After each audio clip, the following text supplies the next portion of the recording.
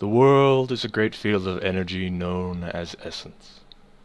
This essence pervades all things, composes all things, and controls all things. It is the physical material of life. Essence is the wall of structure that maintains creation, and essence is the swirling insanity that lies beyond it. Every creature is inseparably linked to essence. When immortal, beings who can control and channel essence are called gods. When mortal, they are named Exalted. In the beginning there was raw essence, existing in constant, swirling chaos, unshaped and unformed. Within this chaos existed the primordials. It cannot be known whether they were born from the essence, if they predated its existence, or if they were somehow simultaneous with it, but they were the first of all shaped things. In the madness around them dwelt the fair folk, creatures whose very nature was antagonistic to the primordials and all that sprang from them. The primordials warred with the fair folk, and matters have not changed since the first days of the world.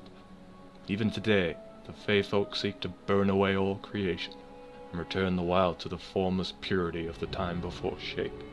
The primordials desired a place for themselves, so that they might shelter from the endless storm of chaos and the tiresome warrings of the fair folk. There they would rest from the struggles of existence in the wild and play their games of divinity. From this thought and their united will sprang creation. They gave shape and form to the world, from the sun in the sky to the tiniest ant in the dust, and when the primordials saw that it was sound and safe and suitable to their desires, they settled down to play the games. Creation was too complicated to maintain or sustain itself, however, and their games did not permit long lapses of attention. Therefore the primordials created the gods, to maintain and protect creation, leaving it in their charge. In time, the gods grew discontent at their slavery. The unconquered sun, Luna, the 5 maidens, and a host of other gods gathered to plot their rebellion. Yet they could raise no hand against their creators, as the primordials had bound their will in the process of their making, so that they could not oppose them directly. But the primordials had placed no such restrictions upon mortal life, believing that nothing mortal could threaten them. 2 of the primordials chose to side with the gods in their war over their own kin. Gaia, the embodiment of creation, and Autothon, the great maker. It was Autothon who invented the process of imbuing mortals with the divine spark we know as exaltation. Knowing if they built in fail-safes and controls of their own on the Exalted, the primordials would simply be able to order the gods to end their own rebellion. The Exalted were therefore given both the power to do the impossible and the free will to do so. So each of the celestial incarnae chose mortals they felt showed suitable qualities and elevated them with power unfathomable. The solar Exalted are the chosen of the unconquered sun, created to be rulers of the world and the leaders of the other Exalted. The lunar Exalted are the chosen of Luna, the viceroys, generals, and strategists of the solars, and often their consorts as well. The sidereals are the chosen of the 5 maidens, the most secretive and inscrutable of all the Exalted.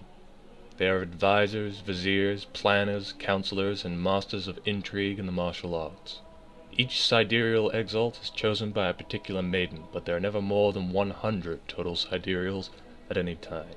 Gaia's essence was too manifold and varied to create Exalted like the gods, and instead offered up her 5 foremost souls, the elemental dragons, each of a different element who would imbue their chosen with exaltation. These are the terrestrial Exalted, the chosen of the elemental dragons, the dragon-blooded.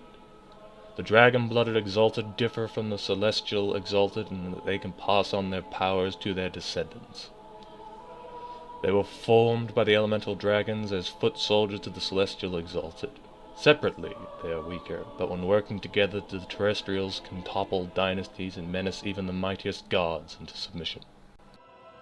These chosen mortals, these Exalted, then rose up and made war against the primordials in the gods' names. Strife racked creation, and many things were destroyed that would not be made again. After years of battle, the primordials were defeated. Some were slain, and beneath them yawned a hard abyss that swallowed their dying souls. Others surrendered, lest they too fall into the abyss. At the intercession of Gaia, these defeated primordials were spared execution.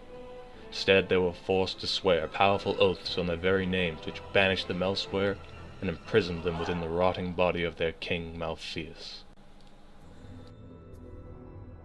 Those primordials who died became known as the Neverborn. They were too vast to pass into nothingness, and the rules of the cycle of reincarnation they had created for mortals did not apply to them, so they lingered on the doorstep of non-existence. Their collapse into the abyss damaged the cycle of reincarnation, a system that was never designed to accommodate the souls of the unkillable primordials.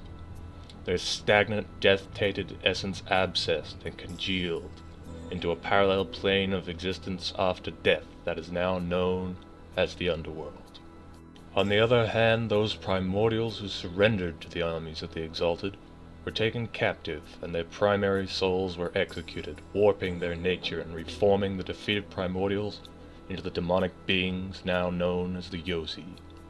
Yet in their defeat all the primordials cursed the gods, the Exalted who served them, and the creation that housed them all. In these early years, the celestial gods passed creation into the control of the Exalted, while they partook of the games of divinity, and a golden age of peace and prosperity reigned throughout the world. The Solars ruled, the Lunars were their mates and warlords, the Sidereals advised them and planned the future, and the terrestrial Exalted served in a great bureaucracy and military. The gods and elementals obeyed their orders, and great works of art and sorcery were created, wonders of a magnitude that shall likely never be seen again. This was the first age of creation, and it was a time of miracles beyond description. Sorcerous might of the Exalted knew no limits. Armies expanded the borders of the world itself. Cities flew through the sky on essence engines. Little did those who lived at the time think of the foes they had defeated, so secretly did the curse of the primordials grow within their souls. Primordial's curse fell upon the Exalted, and not the gods. It grew unrecognized in their hearts like a sickness, warping virtue to excess and magnifying natural flaws. Valor became vainglory, honor became rigidity, compassion became corruption, and the solar Exalted turned to tyranny, cruelty, and malice.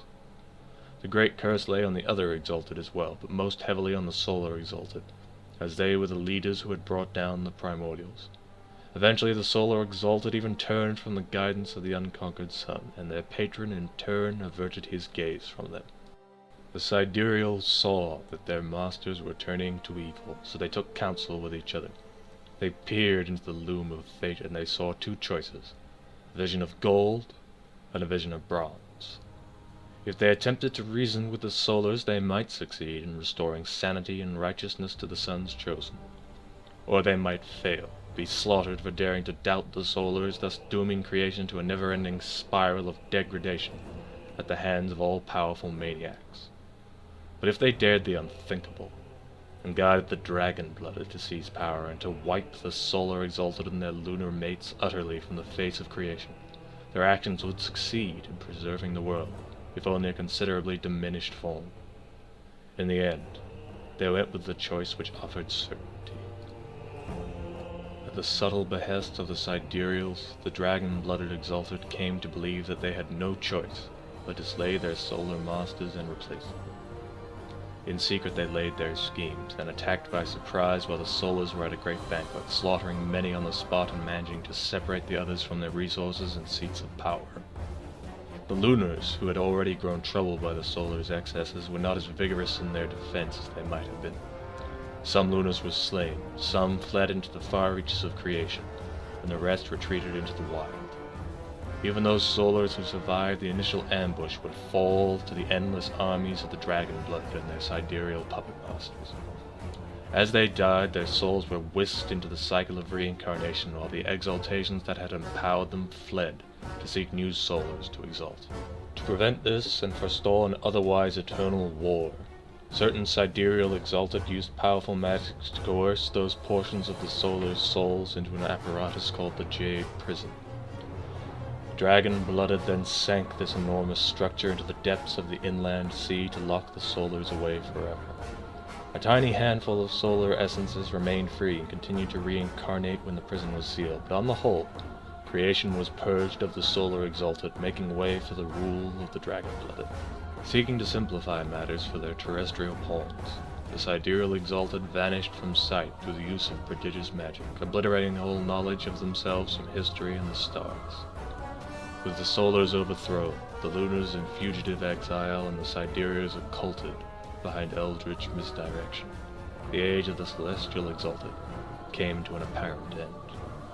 The dragon-blooded then rewrote history to cast all other exalted as anathema, diabolical monstrosities who had been mad with power and in league with demons.